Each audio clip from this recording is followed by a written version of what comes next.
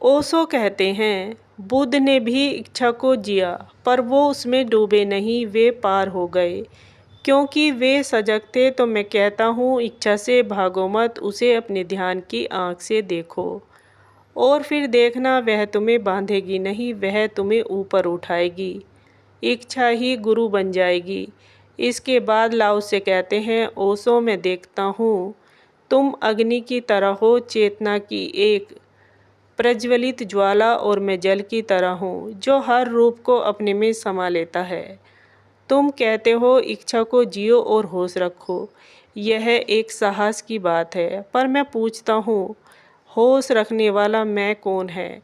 जब तक मैं कुछ कर रहा है, चाहे वह इच्छा जी रहा हो या ध्यान में बैठा हो, तब तक वह ताव से अलग है। ताव कोई अभ्यास नहीं है, ये कोई निर्णय नहीं है, ये कोई उपलब्धि नहीं है।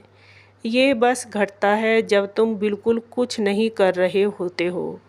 मैं यह नहीं कहता कि इच्छा को दबाओ, मैं यह कहता हूँ, इच्छा को सहारा मत दो, ना विरोध करो, उसे बस जाने दो। जैसे सांस आती है और चली जाती है, जहाँ कोई प्रयास नहीं है वही शांति है, और जहाँ शांति है वहीं ताव अपने आप प्रकट होता है।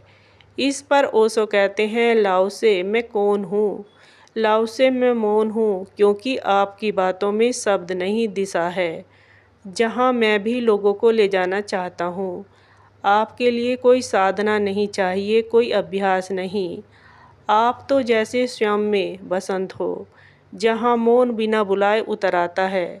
लेकिन मैं जिस युग में बोलता हूँ, वहाँ मनुष्य बिखरा हुआ है, मौन की भाषा भूल चुका है, इसलिए मैं उसे वही भाषा सिखाता हूँ जो वह समझता है।